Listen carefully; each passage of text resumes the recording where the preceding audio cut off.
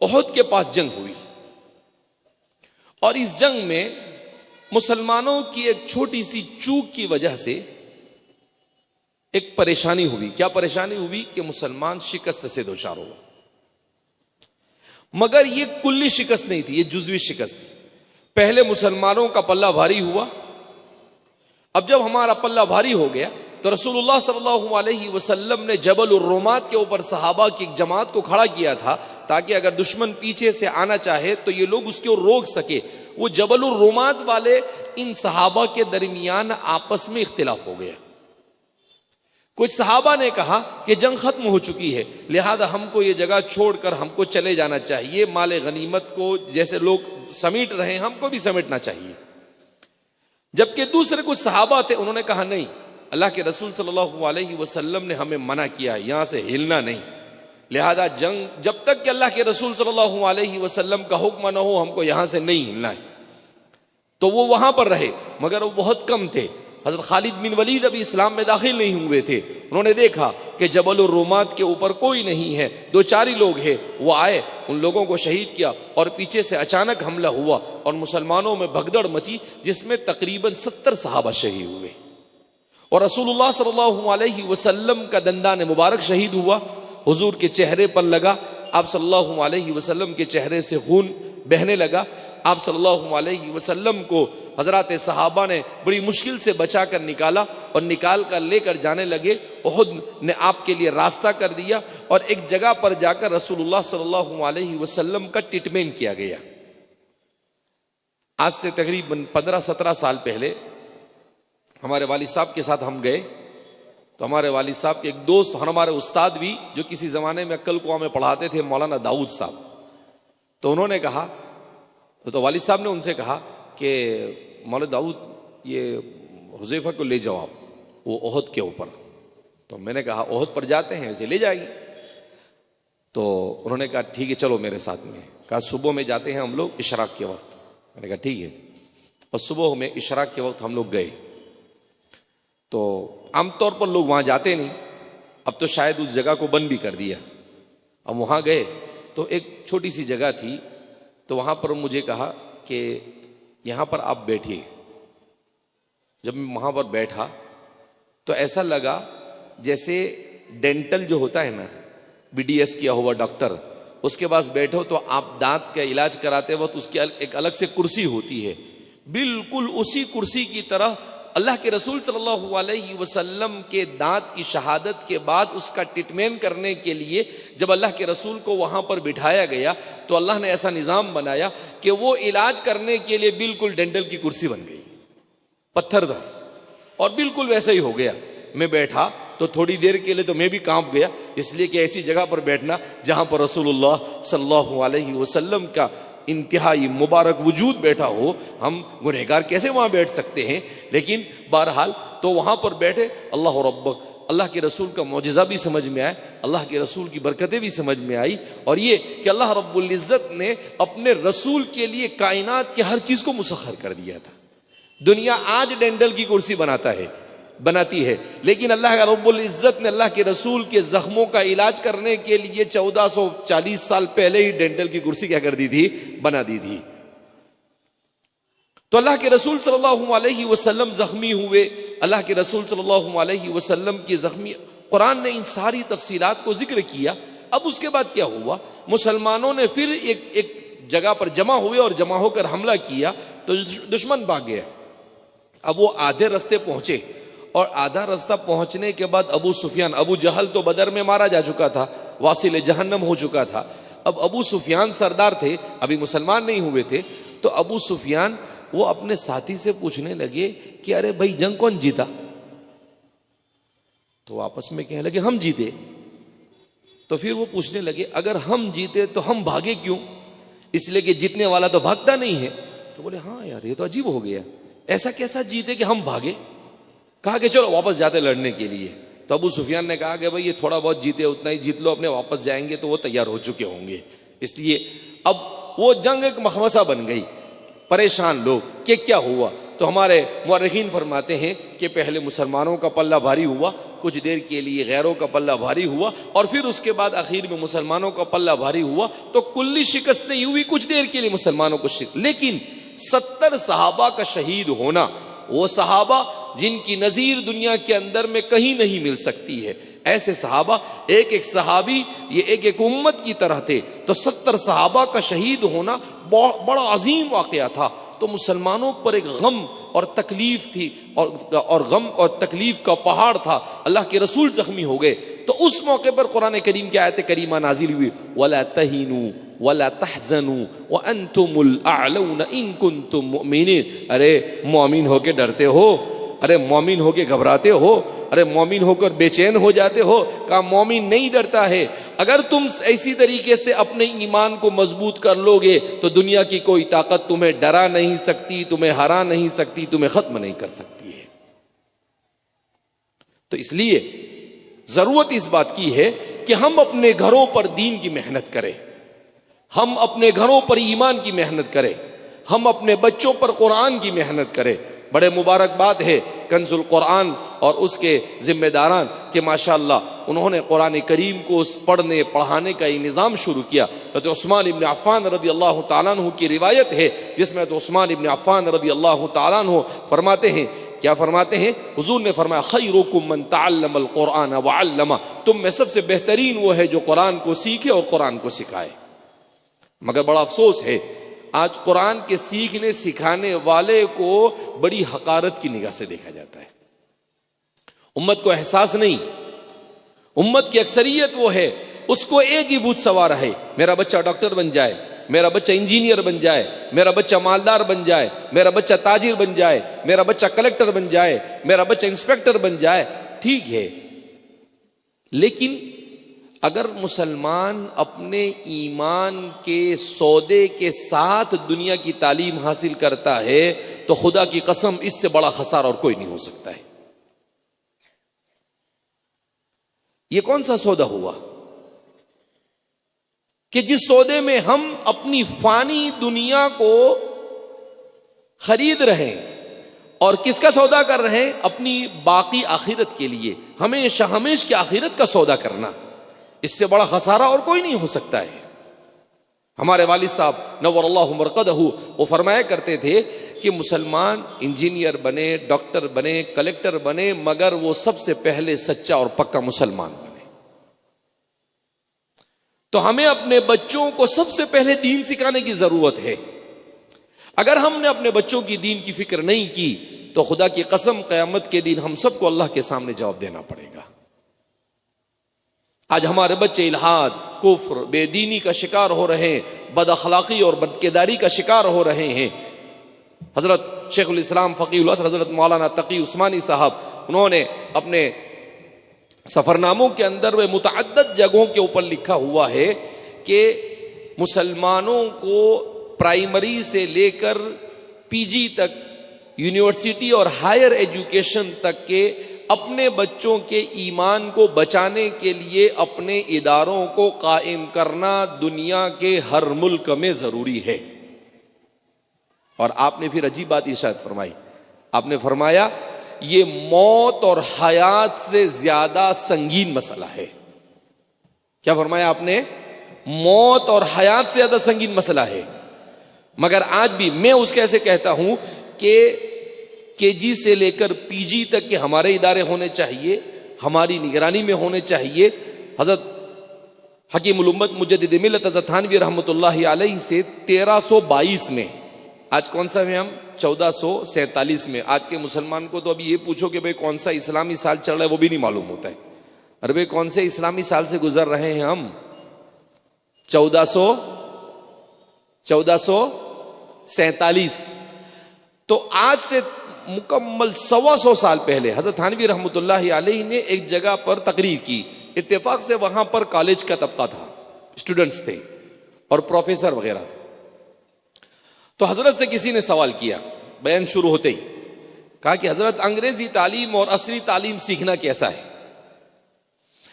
تو حکیم الامت تھے، حضرت حکیم الامت مجدد ملت حضرت تھانوی رحمۃ اللہ علیہ نے کہا کہ بھائی دیکھو، اسلام کسی زبان اور کسی علم کے سیکھنے سے منع نہیں کرتا ہے. دنیا کی کوئی بھی زبان سیکھو، اس لیے کہ زبان کسی کی بھی ہو مگر وہ زبان تو اللہ کی طرف سے ہے. واختلاف السنتکم، اللہ نے مختلف زبانیں دنیا کے اندر میں وجود بخشی ہے. کہا زبان بذات خود کسی زبان یا کسی علم کا سیکھنا یہ اسلام میں ناجائز نہیں ہے، مگر سب سے پہلے یہ دیکھنا ہے کہ جس زبان اور جس علم کو آپ سیکھ رہے ہو اس کو کس ارادے اور نیت سے سیکھ رہے ہو. انما الاعمال بالنیات، سب سے پہلا سوال. دوسرا، جو چیز اس میں سکھائی جا رہی ہے وہ کیسی ہے اور اس کا اثر ہمارے عقائد پر کیسے پڑ سکتا ہے. تیسرا، حضرت نے کہا کہ جس ماحول میں وہ سکھائی جا رہی ہے اس ماحول کا ہمارے بچوں کے ایمان اور اسلام پر کیا اثر ہو سکتا ہے. کہا یہ 3 سوال کے جواب ہو تو پھر میں بتاؤں. پھر حضرت خود ہی جواب دیتے ہیں. کہا مسلمان انگریزی سیکھے، مسلمان سائنس جو کچھ سیکھنا ہو، جغرافیہ اور جو بھی جتنے بھی علوم ہے، فزکس ہے، کیمسٹری ہے، بایولوجی ہے، میتھس ہے، سب سیکھے مسلمان. لیکن حضرت نے فرمایا کہ سب سے پہلے مسلمان کو اپنا دین اچھی طریقے سے سیکھنا چاہیے، لہذا اپنے مکاتب کے نظام کو، مدارس کے نظام کو مضبوط کرنا چاہیے. دوسرے نمبر پر حضرت نے کہا کہ چونکہ اس کو جس ماحول میں پڑھایا جاتا ہے وہ بڑا بے دین کا ماحول ہوتا ہے اور پڑھانے والے بھی بے دین ہوتے ہیں، لہذا اس کا علاج یہ ہے کہ اس میں پڑھنے پڑھانے والے یہ علماء اور بزرگوں کی صحبت میں ہر ہفتہ 10 دن کے اندر میں حاضر ہوتے رہے تاکہ ان کے دماغ میں اس تعلیم کی وجہ سے اسلام کے بارے میں جو شکوک و شبہات آ رہے ہیں وہ شبہات کا ازالہ ہو سکے. تو ہمارے علماء نے ہر چیز کا حل پیش کیا. ہمارے والد صاحب اللہ انہیں جزائے خیر عطا فرمائے، انہیں غریق رحمت فرمائے، ان کے درجات کو بلند فرمائے. 1989 کا واقعہ ہے، 89-90 کا واقعہ ہے، 1989-1990 کا. حضرت قاری صدیق صاحب باندوی رحمۃ اللہ علیہ جو ہمارے والد صاحب کے شیخ تھے، اور حضرت مولانا اسد اللہ صاحب رامپوری نور اللہ مرقدہ جن کو حضرت ناظم صاحب مظاہر کے ناظم صاحب سے جانا جاتا تھا، ان کے حضرت خلیفہ تھے جو حضرت تھانوی کے خلیفہ تھے. تو ان کے پاس ایک آدمی آیا اور کہا کہ حضرت میرے لیے بڑا سنگین مسئلہ ہے. کہا کیا ہوا؟ کہا دعا فرمائے. کہا میری بیٹی جو ہے کسی غیر کے ساتھ چلی گئی. یہ کب کی بات ہے؟ 1990 کی. تو حضرت نے کہا کہ اچھا بڑا سنگین مسئلہ ہے. تو حضرت پہلے ناراض ہوئے اس کے اوپر کہ عجیب آدمی ہو تم. صوفی آدمی تھے بیچارے، بالکل صوفی طبیعت کے، عجیب آدمی ہو، اپنی بچی کو نہیں سنبھال سکے. پھر حضرت نے اسے سوال کیا کہ بھائی آپ کی بچی ایسے غیر کے ساتھ کیسے چلی گئی؟ ایک مومن اپنے ایمان کو کیسے بیچ سکتی ہے؟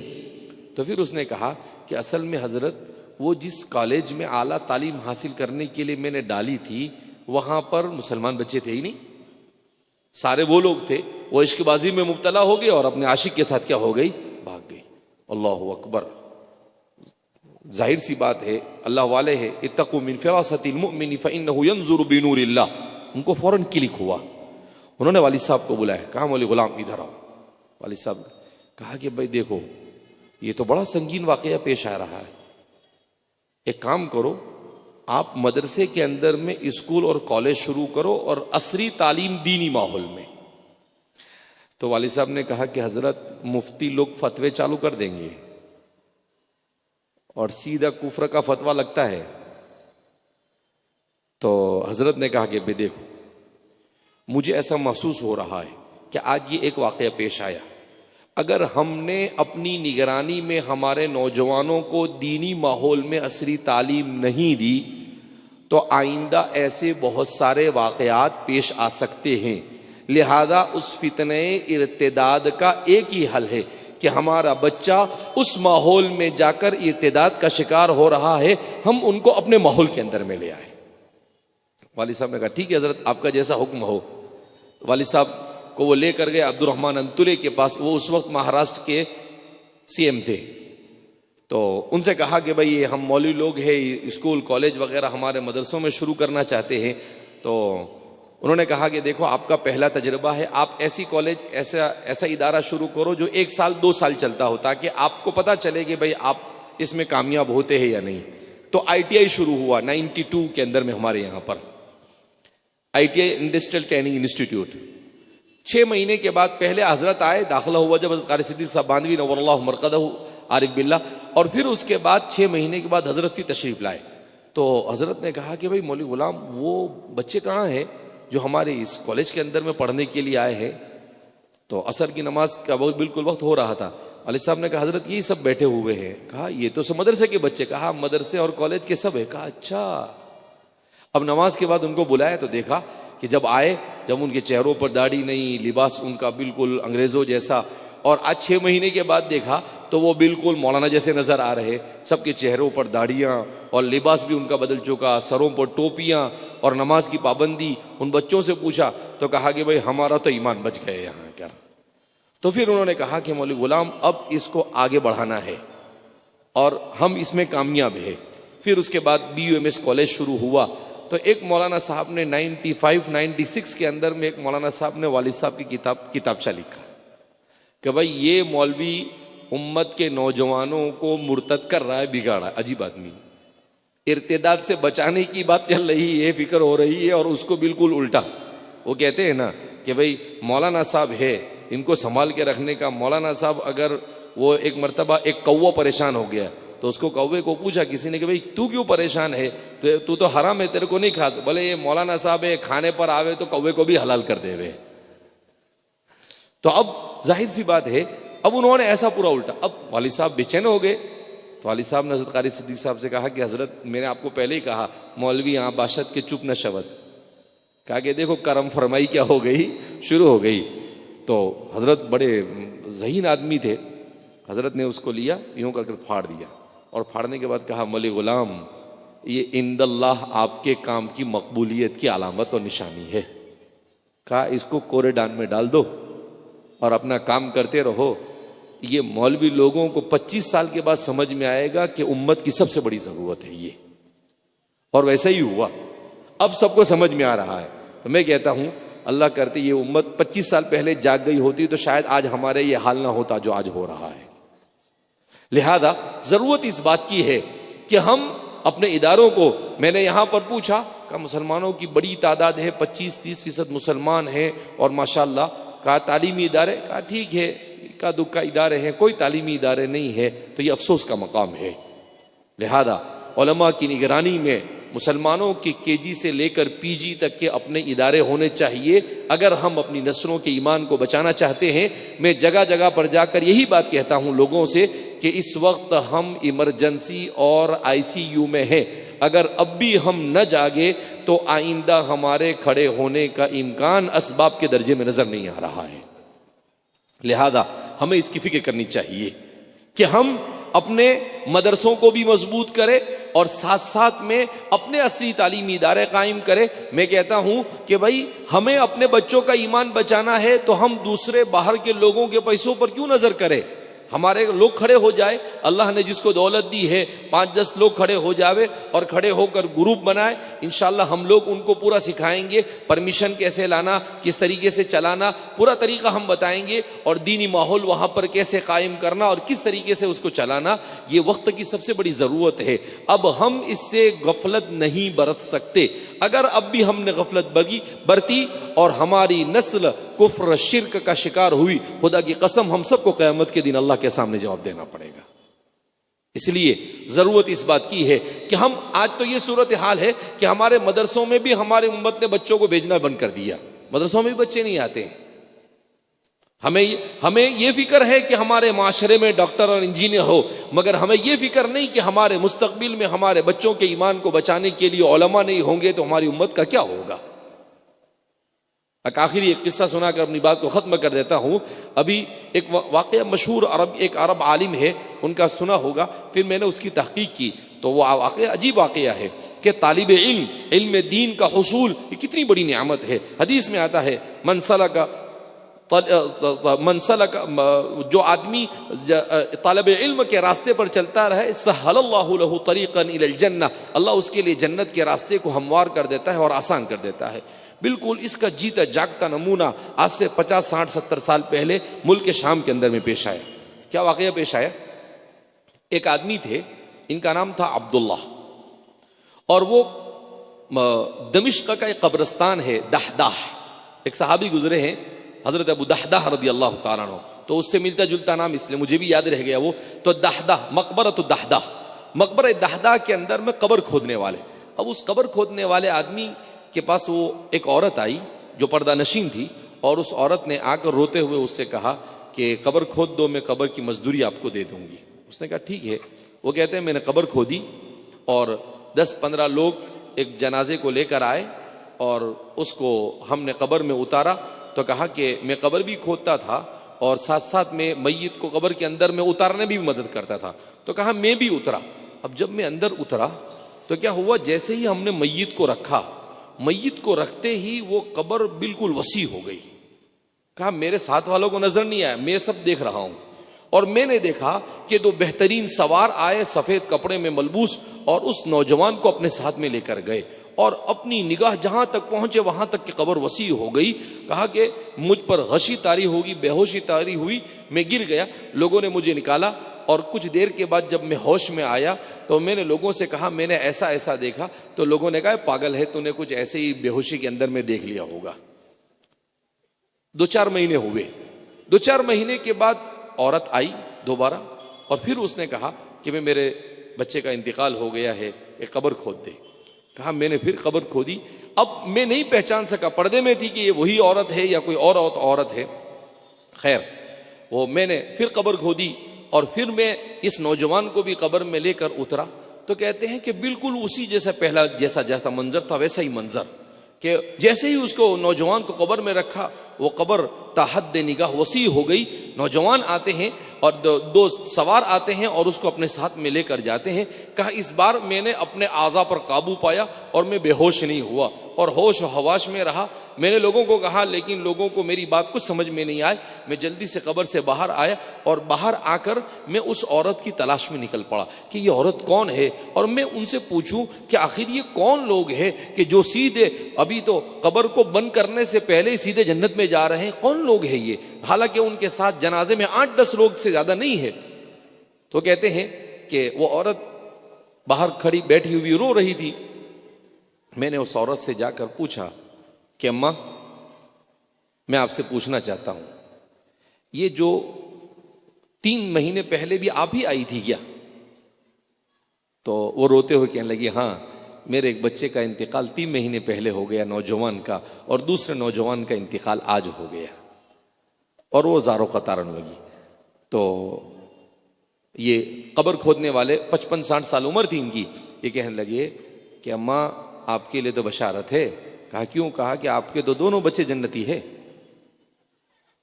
میں نے اپنی آنکھوں سے دیکھا. تو کہا عمل بتاؤ آپ، ان نوجوانوں کا عمل کیا تھا؟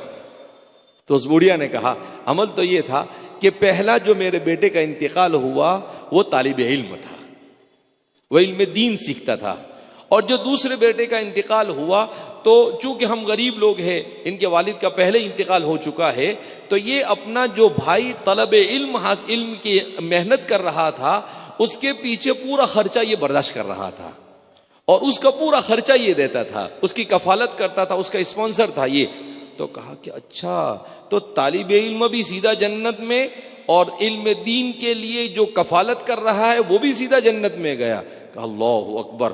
وہ کہتے ہیں میں نے تو وہاں سے اپنا جو بھی سامان تھا کھدائی کرنے کا میں نے پھینکا اور میں سیدھا مسجد دمشق جامع دمشق میں گیا اور وہاں کے شیخ سے کہا کہ بھئی میں تو علم حاصل کروں گا. تو وہ شیخ کہنے لگے کہ بھئی آپ 55-60 سال کے ہو گئے اب کیا علم حاصل کرو؟ کہا کہ نہیں ایسا مت کہو، میں تو علم حاصل کروں گا چاہے علم حاصل کرتے کرتے مر جاؤں. اب اس کے بعد انہوں نے علم حاصل کیا. آپ کو تعجب ہوگا 10 سال محنت کی اور 12-14 سال کے بعد دمشق کے بڑے علماء میں ان کا شمار ہوتا ہے. یوٹیوب پر بھی ان کا آپ نے کیا کہتے ہیں، آپ گوگل پہ بھی ان کا نام ڈالو تو ان کے حوالے آ جاتے ہیں. ان کا نام تھا عبداللہ ابن محمد الحفار. حفار کے معنی قبر گڑھا کھودنے والا، وہ اسی سے مشہور ہو گئے. پھر ان کی نسلوں میں علماء پیدا ہوئے. ابھی کچھ مہینوں پہلے ان کے ایک پوتے بہت بڑے عالم تھے ملک شام کے، عبد الرزاق الحفار کر ان کا انتقال ہوا. تو انہوں نے اپنی زندگی میں اپنے سارے بچوں کو نصیحت کی کہ بھائی علم دین حاصل کرو اور علم دین حاصل کرنے والوں کی خدمت کرو، یہی جنت کا راستہ ہے، اس سے بہتر وہ جنت کا کوئی راستہ ہو سکتا نہیں ہے۔